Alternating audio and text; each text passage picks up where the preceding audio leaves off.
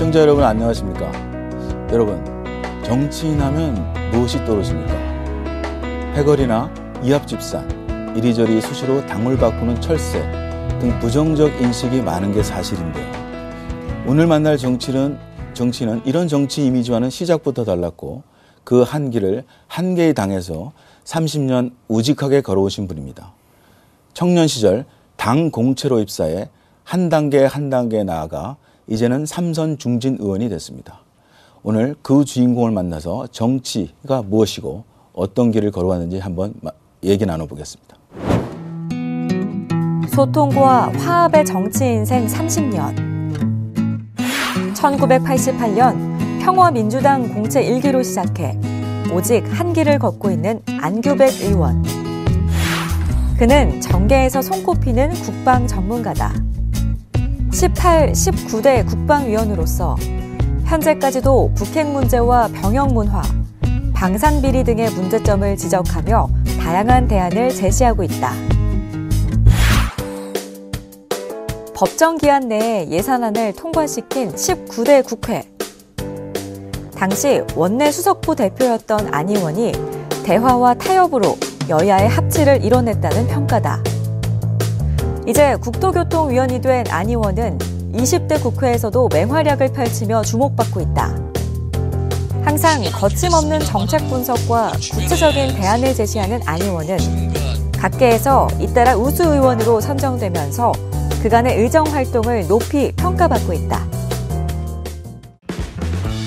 철새 정치인이 적잖은 현실에서 30여 년간 제자리에서 소신을 지킨 배경은 무엇일까?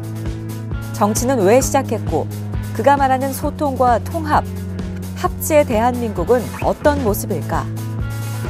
말단 당원에서 삼선 중진 의원이 되기까지 더불어민주당 안규백 의원의 특별한 이야기가 시작된다. 정계에서 소통과 화합의 아이콘이라고 불리시는 분이죠.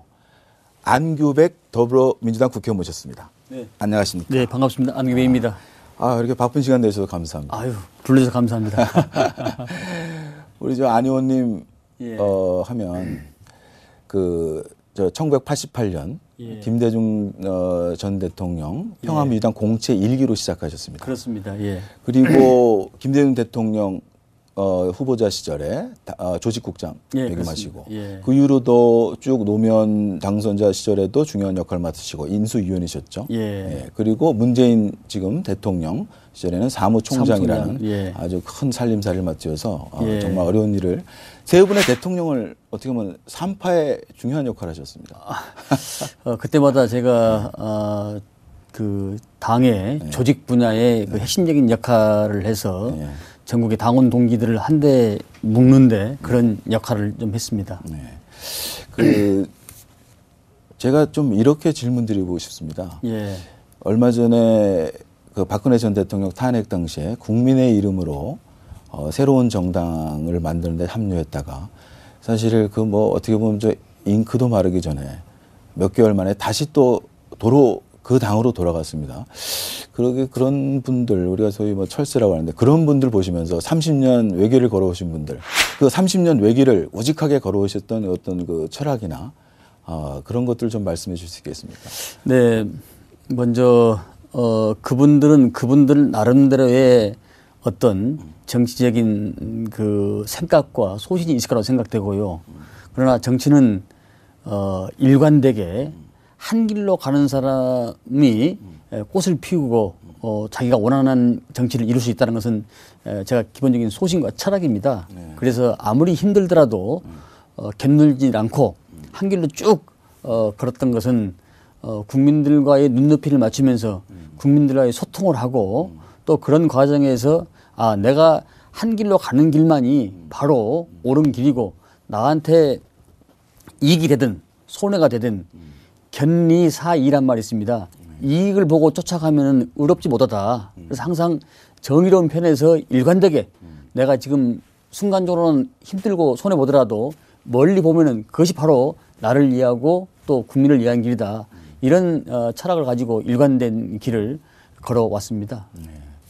보통 우리가 정치하면 우리가 이제 정치인들을 직역군을 이렇게 보면은 이 유한계층 이렇게 표현하면 좀 맞을지 모르겠는데 이제 변호사, 의사 이런 분들이 이제 먹고 살만하고 나도 정치해 볼까 이래서 어디 이제 분위기 타서 들어오는 경우가 좀 사실 없잖아 많지 않습니까? 예, 예. 그런데 이제 우리 의원님은 처음부터 어린 시절부터 제가 아버님의 영향도 있고 해서 들어오셨다고 그랬어요. 그래서 그런 뭐 성장 배경이나 정치 입문 계기 좀 말씀해 주시겠습니까? 네, 세계 어느 나라든지 어떤 자기 직역군에서 정상에 올라가면 그 다음에 이제 생각하는 것이 정치지 않습니까? 네. 그러면 그 정치란 것은 상위 정치만 보이기 때문에 저는 정치가 상위 정치, 중위 정치, 하위 정치가 있다고 봅니다. 그런데 그 상위 정치만 보기 때문에 정말 국민들이 아파하고 그 필요하고 이러한 것들을 제반 것들을 느끼지는 못합니다. 하나 이 당뇨로서의 출발한 것은 여러 가지 저는 이 하위부터 중위, 상위까지 이렇게 단계를 밟아서 올라가기 때문에 정신적 생명력도 길고 또 일반 사람들이 생각하지 않는 그런 부분까지도 정치인들이 못 보는 그런 부분까지도 눈에 시선을 둘 수가 있기 때문에 여러 가지 저는 장점이 많고 특히 제반 여러 가지 선거 경험이 실무적 경험이 많기 때문에 선거 때 실수 없이 남보다 이렇게 매끄럽게 선거 치를 수 있는 큰 장점이 있는 것 같습니다. 제가 이제 아버님이 이제 1952년도에 지방자치 첫 실시할 때 전라북도 도의원을 하셨는데요. 문지방을 넘나들면서부터 정치를 배워왔고 또 그 사랑방에 왔다 갔다 하는 그 수많은 군상들을 보면서 아버지가 힘이 있을 때 없을 때 여러 가지 여력이 될 때 안 될 때 이런 것들을 보면서 인생의 교육이 됐고 그게 정치 학습장이 된 것 같습니다. 그래서 이제 대학을 졸업하자마자 DJ께서 당시 민정당에 대응하기 위해서 우리 평민당도 공채를 뽑아서 좀 대내적으로 홍보를 해야 되겠다 해서 제가 졸업하자마자 그 신문 광고를 보고 응모를 해서 운 좋게 합격을 했던 것이죠. 아, 그래서 그러니까 DJ 키즈라는 말이 일기 멤버 중에. 그러니까 DJ 대통령께서 그 당의 재정의 어려운 상황, 이런 상황에도 불구하고 수권 정당 면모를 갖추고 정책 정당을 지향해야 되겠다. 아마 이런 철학과 소신으로 우리도 민정당에 대항하기 위해서 공채를 뽑아야 되겠다. 이런 생각을 가지고 아마 저희들을 선발하지 않을까 이런 생각을 했습니다. 예. 그러셨군요. 그러면 DJ 우리 김대중 전 대통령을 정말 벌써 거의 한 30여 년 가까이 이렇게 보신 건데 우리 선생님께서 김대중 대통령께서 전 대통령께서 좀 뭐 가르침이랄까 어떤 인상이랄까 일화랄까 이런 거 좀 소개해 주실 거 있나요? 예, 제가 이제 그 평민신문이라고 당시 당보 평민신문인데 그때 이제 글을 써서 가지고 가니까 가서 제가 설명을 드리면서 쉽게 말해서 이랬습니다 그랬더니 총리께서 아주 근엄한 표정으로 이 사람아 어렵게 얘기해봐 쉽게 말해. 간단히 설명드려서 이렇게 얘기를 해야지 쉽게 말한 것은 당신이 나를 이 지적으로나 지혜를 무시하는 거네. 그렇게 표현을 쓰면 안 되고 쉽게 말한다는 표현은 상대방의 지적 저하를 낮게 보는 것이고 간단히 설명드리면은 이렇게 해서 표현을 해야지 그런 표현하면 안 된다. 한 예를 들자면은 그런 부분까지도 세세하게 지도해 주시고 애정을 많이 보이셨죠. 그러니까 상대방에 대한 어떤 그 애정 어린 표현을 조심스럽게 구사해야 그렇죠. 된다. 아주 배려도 해주시고. 제가 맨날 그 우리 후배 기자들한테 우리 기자는 데스크를 보지 않습니까? 야 쉽게 써 이렇게 얘기하는데 그렇게. 그러니까 우리가 일상적으로 얘기할 때 쉽게라는 표현은 그게 정확하고 착각한 표현이 아니란 얘기죠. 간단히 설명하면. 대략 설명하면 이렇게 나와야지 쉽게 설명한다는 그 상대방 수준을 좀 격화시키는. 그렇죠. 그럼 저도 이제 내일부터 간단하게 써. 간략히 설명하면은 이렇게 해서 대강 설명하면은 이렇게 해야지 쉽게 설명해서 하면은 안 된다는 표현이 저는 맞는 것 같습니다. 오늘 또 생각할 거를 저에게 주셨네요. 지금 우리 그런 생각을 해봤습니다. 제가 얼마 전에 모 포럼에서 그 김용호 전 국회의장 그 정치란 무엇인가 강연을 좀 듣고 왔는데 그런 분을 말씀하세요. 국회의원이 다 똑똑하고 지혜로운데 그 가게 되면은 뭔가 그 조직의 생리에 의해서 자꾸만 조금 뭐 본연의 업무에서 멀어지게 된다. 뭐 한 예를 들면 어디 뭐 경조사 챙겨야 되고 지역구 챙겨야 되고 뭐 얼마 전에 기사 보니까 뭐 국회의원은 절반 이상이 다 그 지역구 관리에 어디 쫓아다녀야 되고 본연의 업무를 하기 힘들다. 실제로 좀 국회의원 3선이신데 좀 그런 그것은 좀 과장된 표현 같고요. 예. 국회의원은 지역 대표이면서 네. 또 국가의 대표이기 때문에 6대 4 정도로 네. 6대 4 정도나 5대 5 정도로 적절히 배합을 해야 됩니다. 그리고 정말로 정책을 지향한다면은 보좌진 8명, 9명이 많은 숫자는 아닙니다.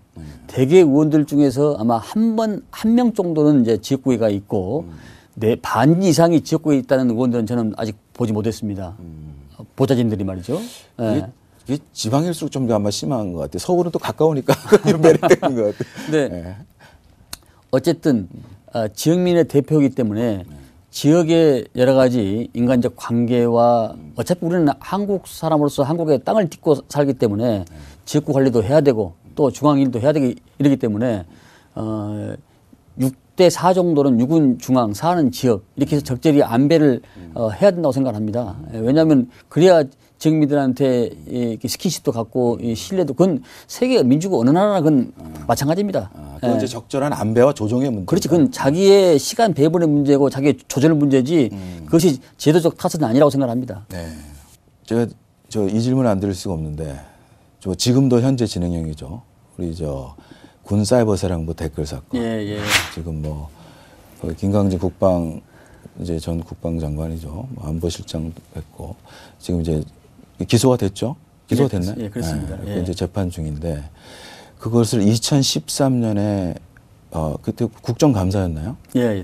대정부질문 국정감사 처음으로 그걸 폭로하셨다고요? 예. 그걸 어떻게 그런 정보를 입수하셨고 그 경위에서 좀 말씀해 주시겠습니까? 제가 북한이 사이버에 대해서 상당히 강화를 많이 하길래 제가 우리 군한테 국방부한테 북한의 사이버에 대응해서 우리 사이버 사령부를 빨리 창설을 해야 된다. 그래서 제가 제안을 했거든요. 근데 이것이 시간이 흐르면서 본래의 군 사이버 기능과 이 전략 전술이 퇴술된 정치적인 이 지형으로 변질된 것을 발견을 하고 집요하게 제가 파고 들었던 것이죠. 그래서 더 이상 못 오게 했는데 않겠다고 했음에도 불구하고 그 이면에는 계속 그런 정치적 댓글 활동과 정치 활동 재개를 계속 해왔던 겁니다. 그래서 제가 그걸 폭로를 하면서 더 이상 못 오게 했는데 그래도 앞에서는 그렇게 하고 뒤에서는 다시 이렇게 해가지고 오늘날 이렇게 큰 사건이 된 것 같습니다. 근데 그 당시에는 그렇게 폭로하시고 나서 그냥 바로 또 묻혔죠? 당시에는 좀 추첨했지요. 추첨했는데 그 이후에 연재욱 사령관이라는 분이 연재욱 사령관이 청와대 등을 얻고 호가호위하면서 본인 마음대로 이게 원래 정책실 산하에 있어야 되는데 국방부 정책실 산하에 있는데 기조실 산하, 개혁실 산하, 정책실 산하 자기 마음대로 왔다 갔다 하면서 이 사이버 사령부에 대한 본래 기능을 아주 퇴화시키면서 정치적 형태로서의 기구로서의 변질시킨 거죠. 저는 그분의 막중한 책임이 있다고 생각합니다. 예. 그 지금 3선이신데 2선을 국방위원으로 국회 국방위원으로 계셨어요. 이게 어떻습니까? 우리 이제 시청자들은 이제 잘 모를 텐데 이게 가게 되면 자기가 먼저 이렇게 1지망, 2지망, 3지망을 지원해서 이렇게 좀 가게 되면 국방위원을 강력하게 원하셨다는 겁니까? 예. 나라를 이루는 근간이 저는 여러 가지 측면도 있지만은 국방이 가장 중요하다고 평소에 생각을 했고 또 제가 군 출신은 아닙니다만은 그쪽 분야에 관심이 많아가지고 내가 우리 군을 위해서 기여할 수 있는 것이 뭔가라는 생각을 갖고 국방위에 임했던 겁니다. 국방위는 용어 자체가 굉장히 난해합니다. 그래서 육군 장군이 해군 용어 모르고 해군 장군이 공군 용어를 모릅니다. 이게 사실상 다른 상위도 마찬가지지만 특히 국방위는 용어 자체가 어려워가지고 2년 동안은 공부를 해야 되고 이제 2년 이후부터는 본래 실력이 이제 나오는 거죠. 그래서 한 상임위를 하면 오래 해야 된다는 말이 거기서 나오는 이유라고 봅니다. 그러다 보니까 이제 한 파티 국방위에서 오래 하다 보니까 국방적인 전문가라는 평가를 받고 또 여러 가지 정보도 같이 공유해서 문제 제기도 많이 했고 우리 군의 건강한 체질로 바꾸는데 미력하나마 일익을 담당을 했습니다. 이게 국방 하니까 제가 이 질문 좀 안 드릴 수가 없는데, 지금 한반도 북핵 문제. 지금 미국은 계속해서 핵을 포기하라고 하고 있고, 북한은 핵 보유국을 인정하고 주권을 우리를 인정하면 협상에 나가겠다 이러면, 저는 이 북한과 미국이 좀 마주 달리는 이 기관차 같은데요. 여기서 우리의 역할은 어떻게 됩니까? 북한은 기본적으로 1955년부터 김일성이가 모태통을 만나가지고 전쟁이 휴전하고 나서 모태통을 만나가지고 우리가 핵을 좀 보유하고 싶다. 김일성이가 모태통한테 그러니까 모태통이가 대륙인 우리도 힘드는데 반도인 너희 조그마한 나라가 무슨 핵이냐라고 했다고 그래요. 그러면 1955년부터 북한은 핵을 보유하려고 밥 3끼 먹기도 힘든 상황에서 그렇게 일관되게 했던 나라입니다. 북한이. 그렇기 때문에 저는 우리 북한이 굶어 죽어도 저건 포기하지 않을 거라는 생각을 갖습니다. 그렇다면 우리는 어떻게 되냐. 우리 국민들이 생각한 수준 이상으로 우리 군사력은 막강합니다.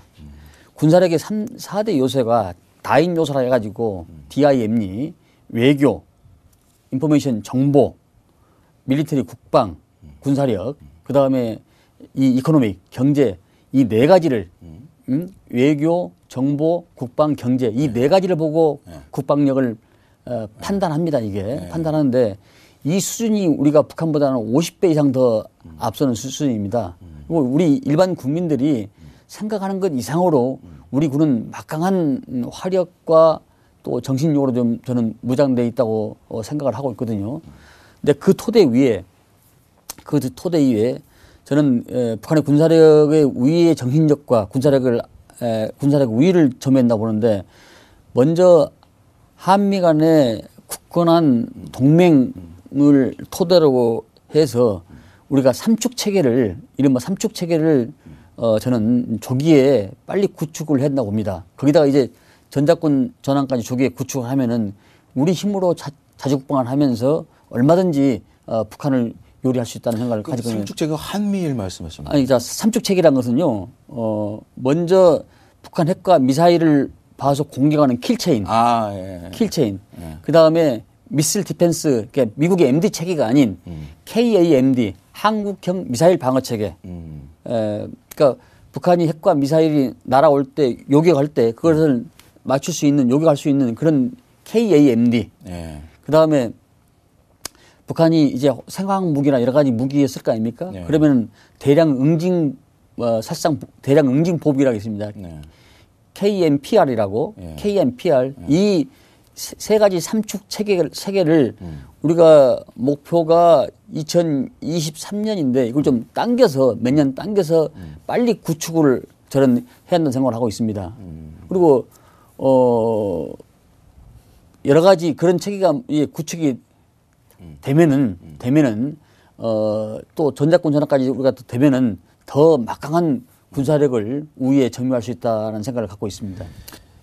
결국은 그 전작권을 갖춘다는 의미가 우리가 결국 아까 말씀 국방의 개념에 우리가 군사 주권을 가져옴으로써 북한과의 어떤 대등한 협상을 빨리 좀 해야 된다. 이렇게 이제 연결되는 거라고 볼 수 있는 건가요? 지금 북한은 사실 초급 모피도 해결을 못하고 있는 나라입니다. 그러니까 비무기 체계, 그러니까 비대칭이죠, 비대칭. 그러니까 이 재래식 무기로는 안 되니까 지금 핵을 개발해서 나 살아 있어라는 그런 것을 지금 시그널을 지금 보내고 있는 거거든요. 북한 입장에서는. 근데 그걸 우리는 인정을 좀 안 하고 있는 입장 아닙니까? 그 핵 보유에 대해서. 그렇지. 핵 보유에서 인정을 않고 있기 때문에 이렇게 생떼를 쓰고 있는 거거든요. 우리가 조기에 구축을 하고 그리고 그 외교력으로서 외교력이라는 것은 주변 국가의 대화를 통해서 이 북한 이 핵 문제를 저는 해결해 나간다고 생각합니다. 왜냐하면은 전쟁 중에도 대화는 하잖아요. 네. 레이건이 악의 제국이라는 러시아와 대화를 해서 러시아를 구 동구라파를 개혁 개방으로 이끌고 아이젠하워도 우리가 1953년에 휴전할 때 그때 중국과 만나가지고 휴전을 했잖아요. 전쟁 중에도. 그리고 닉슨도 마찬가지. 닉슨도 모 대통령을 만나서 오늘날 중국을 이렇게 개혁 개방을 이끌고 밥을 세 끼를 해결한 것은 닉슨과 모 대통령과의 그談判입니다. 전쟁 중에도 대화는 필요하듯이 상대하고 아무리 능지처참한 놈이라도 끝까지 인내를 버리지 말고 북한을 설득하고 대화를 해야지 그걸 일거에 우리가 칠 수 있다고 해서 그냥 한 방 치면 안 되는 것이고요. 그래서 대화의 외교적 대화 채널은 계속 우리가 하고 있어야 된다는 생각을 갖습니다. 근데 저는 이 도널드 트럼프 대통령의 미칭왕이 이 전략 아니면 뭐 군사 옵션 뭐 시계 바늘이 우리가 침공의 시간이 뭐 다가오고 이런 좀 막말 이거 진짜 이거 어떻게 해야 됩니까? 이거?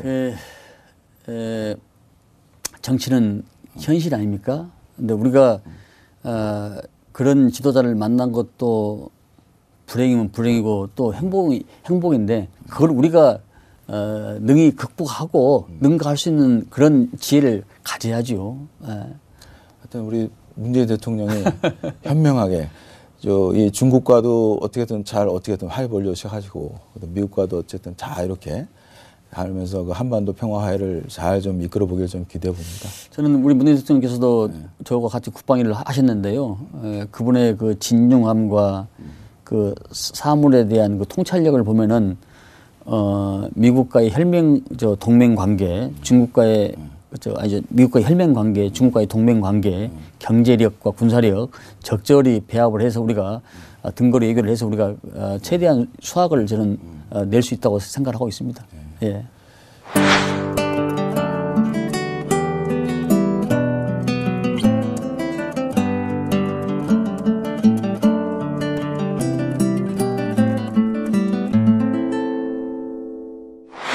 지금 지방선거 이제 6개월 정도 남았습니다. 벌써 그렇게 됐습니까? 예. 예. 앞두고 일단 안철수 의원 지금 호남에 가 계신가요?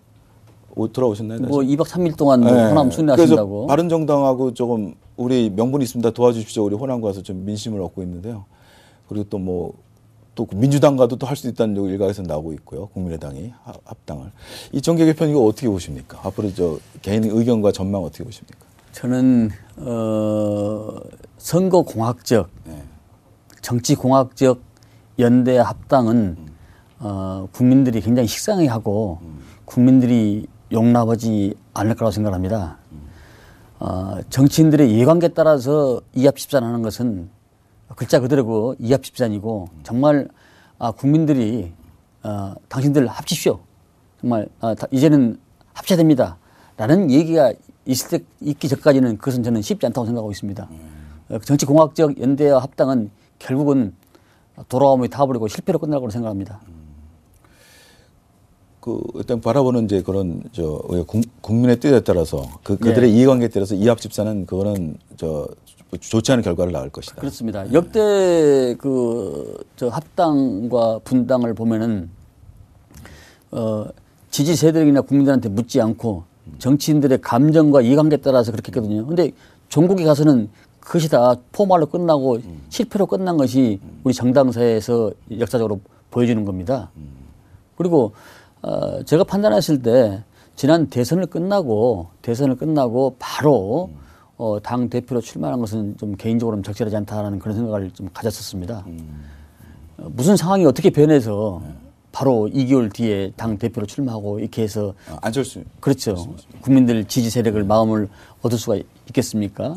그래서 좀 시기적으로 좀 안 맞다라는 그런 생각을 갖습니다. 사실 국민의당과 바른정당은 사실 외교 안보는 완전히 다른 쪽에 가 있는데 사실은 그분을 어떻게 또 조율할 수 만약에 합당한다면 그런 그러니까 국민들의 요구 사항이 아닌 지도자들의 그 이해관계에 따라서 합당과 분당은 그건 오래 갈 수가 없죠. 이건 어떻습니까? 이런 생각은.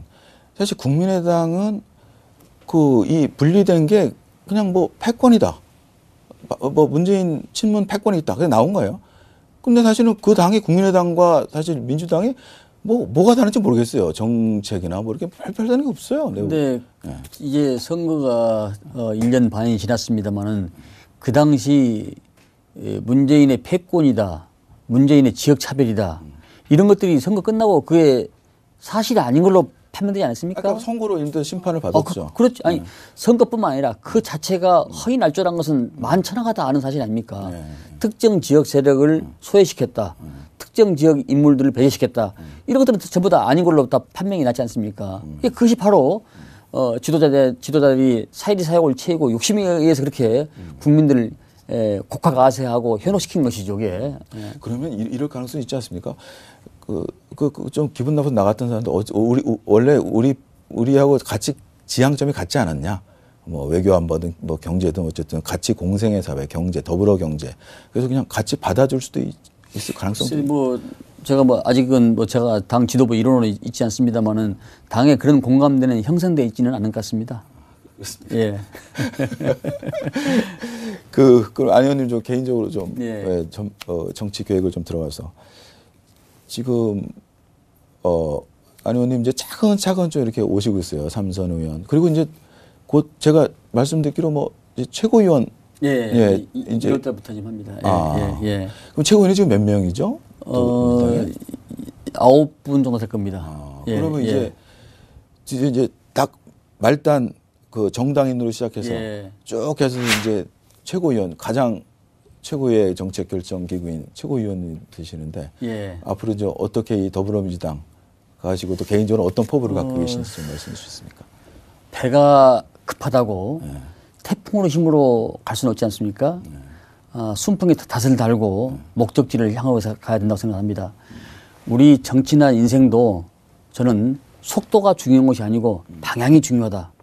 방향만 잘 잡히면은 언제 어느 때든지 뭘 할 수 있다는 생각을 항상 갖습니다. 그래서 저는 밑바닥부터 이렇게 스텝 바이 스텝으로 내공을 쌓으면서 해왔고 과거의 정당의 경험 측상, 현재의 해석과 분석, 미래에 대한 정치적 조망을 제 나름대로 체득한 그런 걸 바탕으로 해서 이제 지역 주민들과 국민들이 이제 이거 좀 해봐라. 이럴 때 국민들이 원하는 그런 것을 하나씩 해 나가려고 생각합니다. 절대 급히 서두르지 않습니다. 제가 보기에는 쭉 이렇게 이제 민심과 함께 왔고 또 이렇게 당에서 모든 산전수전 다 이제 겪으셨고 그리고 이제 화합과 또 화합의 아이콘이시고 또 원내에서는 그러면은 뭐 원내 대표나 어디 나와서 대표 이렇게 다 계획 잡고 있습니다. 원내대표도 하고 이제 상임위원장도 해야 되니까요. 상임위원장도 하고 원내대표도 하고 여러 가지 계획을 잡고 그 세를 구축하고 있는 중입니다. 그리고 이제 지금 이제 당장 제가 이제 원내 수석할 때는 2014년 원내 수석할 때는 최초로 약 4년 만에 12월 2일 날 예산을 통과시킨 것은 그게 바로 그 소통과 협상력입니다. 협상이란 것은 서로 상자가 아니고 비즈니스 상자입니다. 협상은 주고받는 것이거든요. 내가 내 캐파를 얼마를 주고 상대방 캐파를 얼마를 받느냐. 근데 내 캐파가 어떤 것이냐. 또 상대방 캐파가 어떤 것이냐.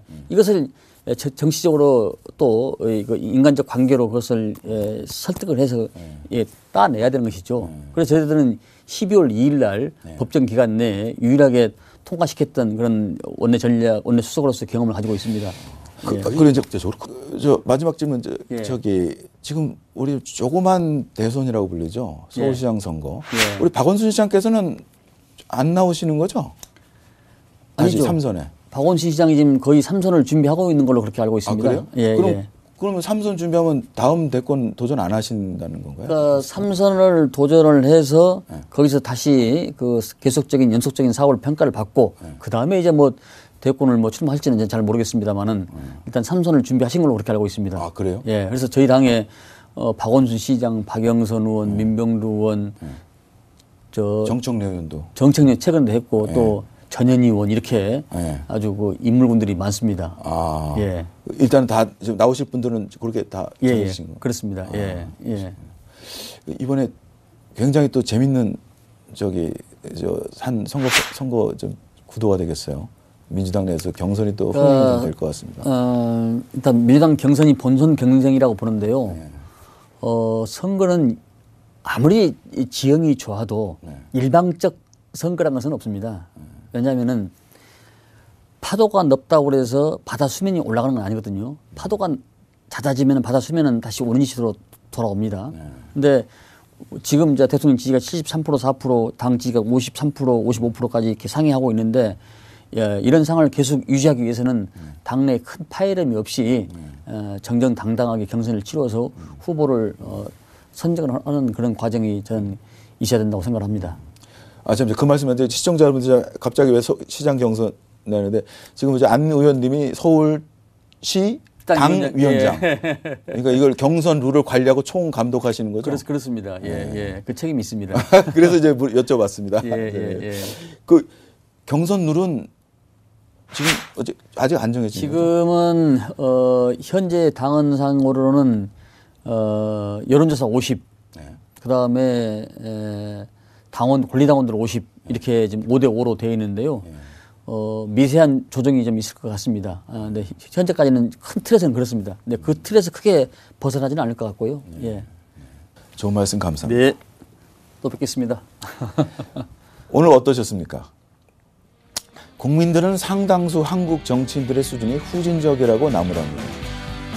하지만 그런 정치인을 뽑은 것은 우리 국민들입니다. 이당 저당 기웃거리며 자신의 살 길을 모색하는 정치인이 아니라 사적인 것보다 공적인 것을 먼저 생각하는 성공 후사의 정신으로 치열하고 일관되게 살아가는 선량을 뽑는 것에서부터 시작해야 한다는 생각이 듭니다. 오늘 센터크 여기까지입니다.